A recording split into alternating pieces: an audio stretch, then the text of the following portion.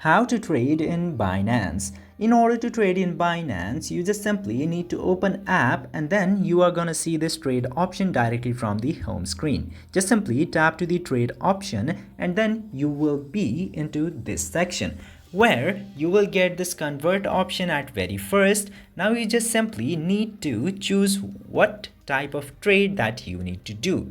But before this, you need to verify your account and connect it with your bank and other credit card and services to buy crypto to trade in Binance. Just simply do that at very first and then you just simply need to convert the currency that you have into your Binance to some other cryptocurrency that you would like to buy, or if you want to invest into a spot, you can go into this section or you can choose margin from here.